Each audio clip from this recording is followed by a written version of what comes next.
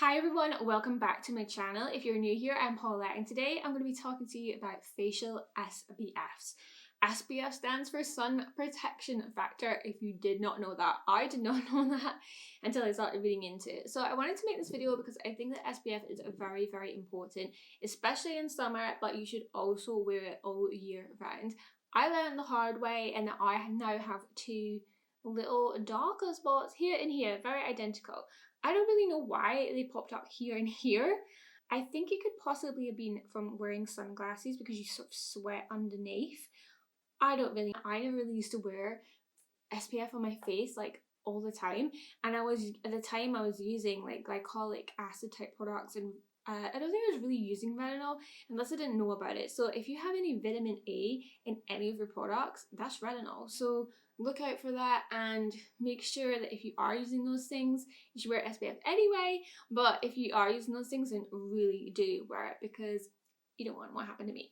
So I thought I would talk to you a little bit more about what SPF is, explain it, because I feel like there's so many different ones out there and I don't really know what they all mean. Like, you know, the factor, you know, you got your 25, you got your SPF 30, SPF 50, and I think that's pretty self-explanatory. But when you go into it and you got like the UVA, UVB, PA+++++++, does anyone know what that means? I decided to look into this a bit more and find out what this actually means and explain this to you guys in case you might be interested in this too. Then I'm going to share my favourite and best SPFs for all different skin types. So normally when I'm doing any skincare videos, it basically is just like my skin type, but I have lots of different ones here for loads of different skin types. So if you're looking for a new facial SPF or you've never worn one, then stay tuned. So SPF, as I said, stands for Sun Protection Factor. And you're probably used to seeing it. So this is on a Kiehl's one here, SPF 50. So if you're buying like SPF for your holidays or whenever you buy it, then you would probably choose like 25, 30 maybe,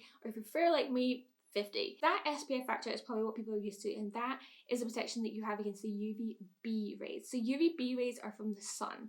They are what causes you sunburn. So it kind of makes sense that you choose the higher factor, obviously, and that protects you from getting burnt.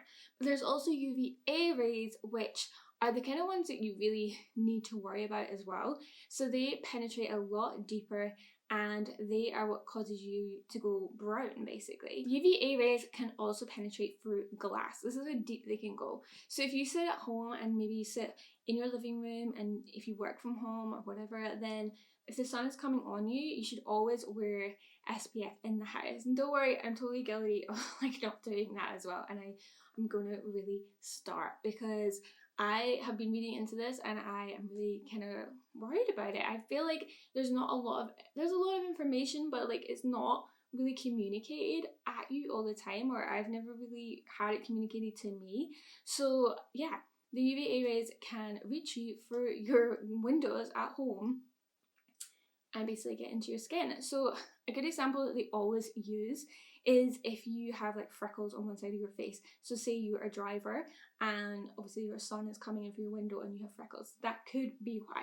So that's kind of the example that they use to explain that. You should definitely wear SPF all the time, but a lot of people maybe tend to not wear it if it's a cloudy day, and you should definitely still wear it because the sun can still penetrate through the clouds just like it can the glass. Another thing that we have to be wary of now is the blue light from our devices. So from your phone or from your computer, this is also something that causes aging as well, and a lot of sunscreens are putting this in to their facial SPF, so I have a couple of them to show you as well. So we're going to use this Kiehl's one as an example again. So you got that SPF 50, which I was saying that was for the UVB. Then you have PA++++++. So I never knew what this meant. So this is like a Japanese metric sort of system or like measurement scale that they've come up with. And basically the higher the plus, the higher protection you have. And it's based on like the number of hours you have in the sun. So with this one from Kiehl's, they have 4 pluses, so there's like extremely high protection. So you want to look for as many pluses as you can. There's literally like 1 to 4, and you obviously would like the 4. Now there are 2 different types of sunscreens that you can get. You can get a mineral sunscreen, which is actually the more organic sunscreen that you can get, so you'll know that if it has zinc oxide or titanium dioxide in it. The synthetic sunscreens have more kind of chemicals in them, and a lot of people tend to avoid them. I personally prefer a mineral sunscreen, and also sometimes I feel like I get a little bit confused like where to apply my sunscreen. I don't mean like where to apply it, but I mean like if I'm wearing makeup, so you should always put it at the end after your moisturizer and before your makeup. And there's a lot of different products out there just now that in setting sprays, which I'm going to show you. And yeah, I feel like if you have SPF in your makeup, it's really not strong enough. It's probably only about SPF 30 max, and it's very hard to know kind of how much you've applied, and you can't reapply. So I tend to say that, you know, if you've got one in your foundation, wear like this as well. Wear them all, wear all three. If you're really not sure how to wear it, wear them all, because it's complete protection that way. So I hope that helped a little bit. I just wanted to share a little bit more because I learned this, and I feel like if you didn't know this, then it might be useful. And obviously we're going to talk about a lot of different sunscreens, and you might not be sure what that meant. So I kind of wanted to go over that. So we're going to get into what are the best ones I would recommend for lots of different skin types. So let's go. I'm going to start with the best all-rounder that I think will work for anyone, and I probably would say these are my favourites that I use. So we've got the Kiehl's that I've been talking about. So this is their ultralight daily UV defense sunscreen, SPF 50, so very high, very good, PA++++, UVA, UVB, anti-pollution, which is another thing that a lot of SPFs are bringing in now as well. And it's just a lightweight formula. It's so nice. It's paraben free, fragrance free, non-comedogenic, and oil free. This one has titanium dioxide in it, so it's a mineral sunscreen. It has a no white cast to it. It's lightweight, as I said. This one is £38. I absolutely love this one. It is great for my skin, so I have dehydrated skin, so it's very hydrating, but I feel like it would work on all skin types. And if you're really oily and you're worried about this, then I have something else for you from Kiehl's that's very similar, so bear with me. Another great all-rounder that I wanted to recommend that I've used before is the Mirage City Skin. I don't have it here, so I can't show you it because it's completely sold out at the moment because it's so good, but hopefully by the time this video goes up, it might be back in stock. But this one is great if you are really worried about the white cast. So for those deeper skin tones, this doesn't have any whiteness to it. There's no ashy tones, so it goes on kind of like a peachy colour. It's not tinted, it's not like a CC cream or anything like that. It just has a slight peachiness to it. It's 100% mineral sunscreen, so it has titanium dioxide and zinc oxide. It also protects against blue light and pollution. It literally is your go-to. It literally covers everything. It's not overly hydrating, it's not overly matte, it's just, it works for everyone. I highly recommend the Mirage City Skin. I think it is brilliant. So now moving on to best for oily skin. So as I said, I have something else for Kiehl's for you guys. So this is the Ultra Light. So it's exactly the same as this, the Daily UV Defense. It's SPF 50, P+++. So it's pretty much the same product, but it's for normal to oily skin, or if you're in like a really humid condition. So it's more of a gel texture. So this one, given that it works for me, I feel it's very hydrating. This one is just a little too light for me, so for oily skins, I definitely think this would work well. And again, like the other one I showed you, it has titanium dioxide as well, so this is a mineral sunscreen. Now we move on to best for sensitive skin. So sensitive skin is if you have any redness, if you have like eczema, dermatitis, things like that. So this is a new brand to me, and I love it. I've been trying it recently and I think it's really, really good.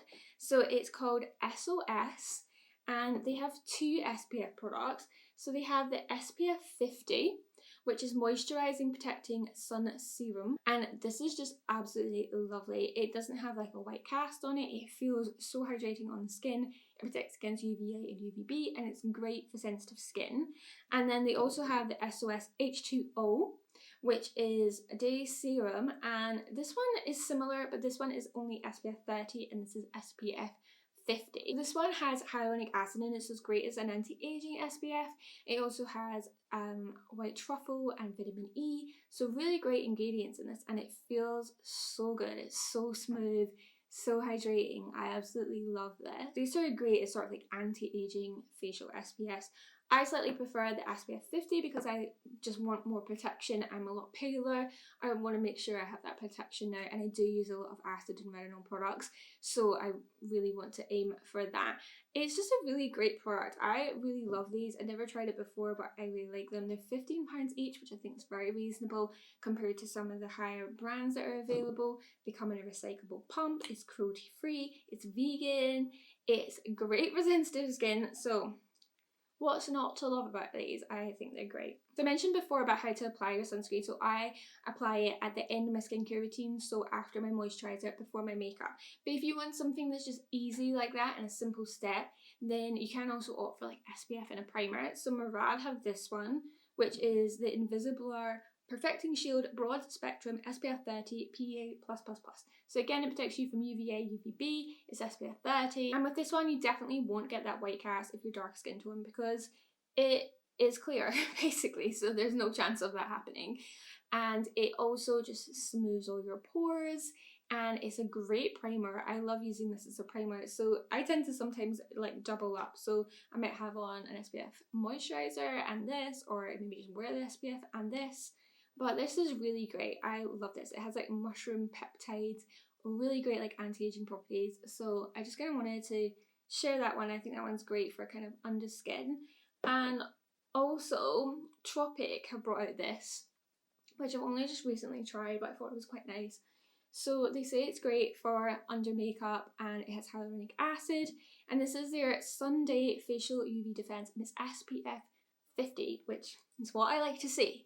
So yeah, again, it's UVA, UVB, and it says it's got banana flower, hibiscus extracts and hyaluronic acid.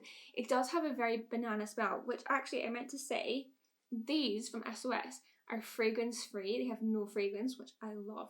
So this has more of a banana scent. It's nice for like kind of that holiday feel, but it's up to you kind of whether you like that. And then this one's reasonably priced, I think. It's £10 for 50 mils, 24 for 40. So it's very moisturizing, works great as kind of like as a moisturizer primer together, I think. So yeah, I just wanted to mention that one because I thought it was quite nice. I mentioned blue light and also pollution. So the Kiehl's one has the pollution aspect and the Murad kind of covers your blue light and your pollution as well. But this one here is from Nemu. It's Sun C SPF 50. So this is available in salons. You can't buy it online, I don't think.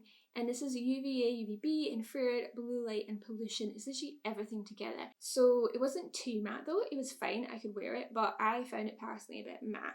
But it's kind of like, I think this would work really well if you really want to focus on the blue light and the pollution aspect. And if you're not too oily and you just kind of have normal skin, I think this would work great. Now this has an ingredient, which I wrote down because I'm never going to remember. So it has a patented antioxidant molecule called cyanocrylate. And this is basically, this is patented, so it's only made by them. This molecule prevents accumulation of pollution particles in the epidermis and replenishes the skin with antioxidants. They basically developed this product around that. So if you want something that's very for pollution, blue light, then I recommend this one. Now if you have slightly drier skin or you're worried about anti-aging, then I recommend something in a moisturizer as well. So here we have Murad again. So if you watch my videos already, you will probably know Murad is one of my favourite skincare brands, and of course we have another Murad product. So this I would say is best for hydrating, best for anti-aging, and that is an SPF moisturizer. So this is the Perfecting Day Cream from Murad. It's broad spectrum, it's SPF 30 and it's PA+++. It's a very nice moisturizer. It's not too heavy, it's not too light. It's very hydrating, it's good for anti-aging, it's good for dullness, dryness, dehydration. So if that's kind of your skin and you kind of want it in a moisturizer, then I definitely recommend this one. And lastly, I thought I'd throw in a few curveballs. They don't really fit in a category, but I wanted to mention them. So like the Murad Shield, if you like it kind of under your makeup or you want it in your makeup, but I feel like is there any foundations that have SPF 50? If they are, let me know in the comments. But I bought this last year and it's the Chanel CC cream.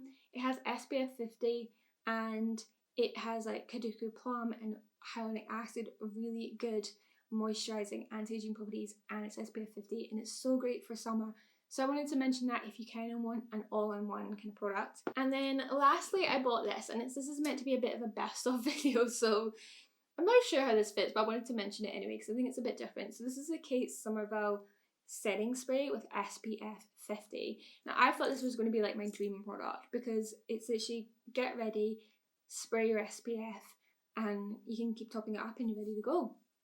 But I don't know if I really love it. So it's UVA, UVB, and it comes in a spray like this. So you just kind of shake it, and then you can spray it all over your face. I just am mixed about this product because as a setting spray, I love like the Morphe setting spray. It's very dewy, very hydrating. I find this too matte for me to set my makeup. And as an SPF, I feel like I would feel more comfortable. So say I applied like the Kiehl's, as always, before my makeup, and then put that on. I feel like this wouldn't give me enough protection, even though it's SPF 50. I feel like by spraying it all over my face, I really like to rub it in and make sure I've got everywhere. It's a bit like, you know, if you spray on a sunscreen or you spray on, I don't know, anything. If you spray on fake tan, you probably have missed a bit. I feel like I would have missed a bit. I can't see where I'm spraying it. I can't rub it in afterwards because I've got makeup on. So I don't know how I feel about it, but I wanted to mention it because I think you might love this, or you might want a mattifying set spray or something. So I thought I'd put it in there because it's a bit different. Yeah, that was probably quite a long video about facial SPF. I just feel like it's so important, and I myself have been educating myself about SPF a bit more and looking into it. I think it's good to know what's good, what's not good. What I feel like you can fall a lot for like marketing jargon, and maybe it's actually not enough protection for you, or maybe you specifically wanted the blue light or you wanted the pollution and then actually you're not getting it. So yeah, I hope this video was helpful. I hope you enjoyed it. I hope you might find some products that you like. As always, they're linked below in the description box. Make sure you subscribe if you haven't already, and I'll see you in the next one. Bye!